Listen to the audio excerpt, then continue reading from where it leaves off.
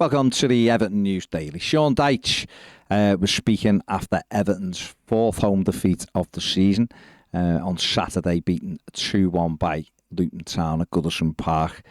Another frustrating home afternoon for Everton. Missed the host of chances as well. Sean Dyche was asked for his thoughts on that defeat. This is what he had to say. Well, I'm disappointed in the result, obviously. Performances, broken record time, dominated so much of the game, give away really poor goals and don't take our chances. So, changing the story, which I've spoken about endlessly this season, is our responsibility. We had a brilliant chance, I thought, today, a platform to change or, begin the process of changing the story, the depth of it, the last 2 years and all the noise and all the rest of it. And we don't take it, and that's no disrespect to Luton because they've worked hard. They've done exactly what you do when you're doing the duties. They've worked hard, they've kept their shape, they've run so hard, they've played forwards, they've asked questions in the sense of getting set pieces, and they win a game from doing the really hard, ugly side of the game. We kind of get to that point when we do it against Brentford and played very well. We did it on Wednesday and played very well, not just the good stuff, but all the hard yards, all the details. It comes to today, the crowd are ready, everyone's ready for the story to change, and we don't step on, and that's the difference. That's what we've got to change. Yeah, another disappointing afternoon for Everton. It's their 7th home defeat in the last 8 games, which is an awful record, to be honest. And it's something they've got to sort out very, very quickly before this season gets away from them. Another massive game now on Goodison on Saturday when Bournemouth arrive in town. Bournemouth haven't won a game yet this season, so Everton have to make sure, unlike the Luton game, that they are not the victims of the first win for the visiting team. The manager was asked about any psychological issues at home. Does he think it is a psychological issue, the fact that Everton's home form is so bad? This was his response to that question. I don't know. It's a strange. It shouldn't be, because the crowd have been brilliant. I mean, the crowd are there. They're waiting today. They're disgruntled at the end, but probably more like me, frustrated, chance after chance. Balls going across the box, flashing across the box. The freedom that comes in front of a crowd can get tight, but not when the crowd are right behind you like here. We've just had 2 great results on the road. It travels quickly here, the noise, because there's so many go on the road, which taking so many down to Brentford. Respect always for away fans, all fans, but particularly away, it costs a lot of money. Loads go to Villa, 2 very good performances with the right performance style, quality, and the grit and determination to see it through.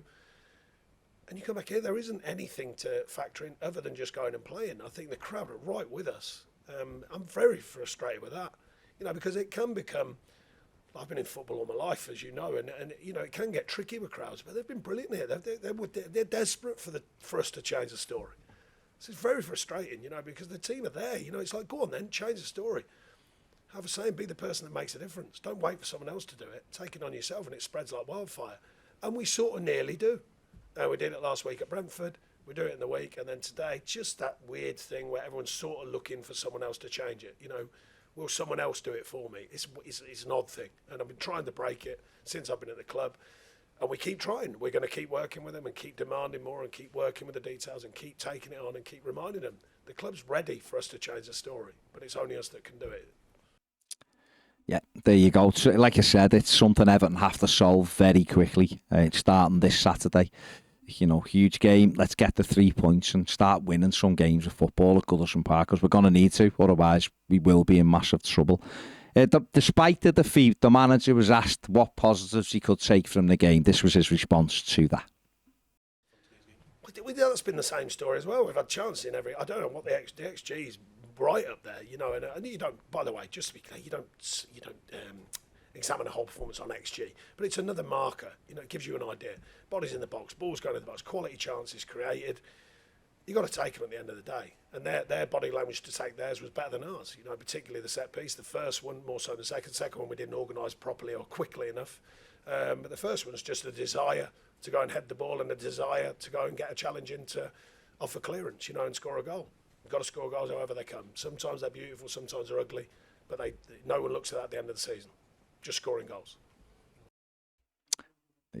There you go. Some positive news. The permanent outer section of the roof at Everton New Stadium is being rolled out today at the North Stand.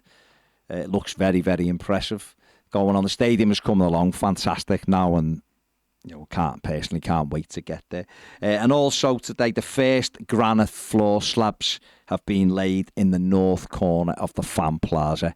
So we're seeing an accelerated version of this now coming out. You're looking at it, that obviously there's lots of drone videos out there as well for you to go and check out, but it is looking really, really impressive, and it is the one real positive thing we've got right now at the football club. So Lord, may that continue, get that ground up and running, and let's get in there as quickly as possible, because one thing's for certain, there is no Goodison factor at the moment, is there? So let's get to the new stadium as quick as possible.